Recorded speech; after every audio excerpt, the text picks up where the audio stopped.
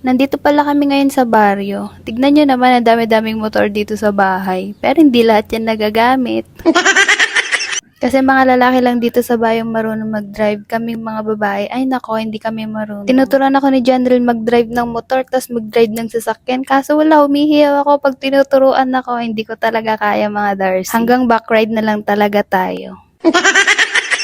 Yan, gusto ko lang palang i-flex yung bahay namin. Kasi alam nyo yun, bilang anak nakaka-proud talaga na mapatayaan mo na magandang bahay yung magulang mo. Katas ng kasipagan naming mga magkakapatid po yan, kaya ganyan. Ay, nakaka-proud po talaga. Kasi kung makikita nyo lang yung dating bahay namin, sobrang liit lang talaga dati. Tapos, tabi-tabi pa kami dun natutulog. Pero ngayon, tignan nyo naman, may sari-sarili na po kaming kwarto. Thank you, God. At hindi pa nga po dyan natatapos. Kasi gusto kong magpatayo dyan sa taas ng terrace. Papa second floor po namin yung terrace para may sarili akong kwarto. Kwarto po namin ni John Rail. O, diba? May loving-loving na.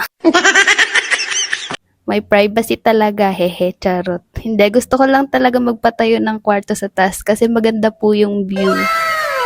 Dumating na nga ang mga item namin, ayan, at binababa na nila. Buti na lang talaga hindi po umuulan. Sus, gastos na naman to. Wala na naman pera si Rose. Okay lang yan, Rose. Hanggat may trabaho ka, may pera ka. Kaya mga Darcy, hindi nyo muna ako ngayon makikita sa dagat. Kasi may project na naman tayo ngayong buwan. Pag natapos siguro to, ayun, makakagala na ulit tayo. Kaya mga friendship ko, stay put lang there. Antay-antayin nyo kami hanggat matapos tong project namin ni John Real. Sabi ko nga kay kuya, magmerienda muna sila. Kasi alam kong pagod sila. Bigat kaya ng mga yan. Pagpasensya nyo na talaga yung mukha ko ngayon. Kasi ganito po talaga yung itsura ko kapag hindi ako umaalis ng bahay. Ang haggard-haggard. No makeup po talaga. Hindi pa nga nasisimulan pero excited na akong matapos. Excited akong bumili ng mga gamit. Okay, see you till my next vlog. Bye-bye!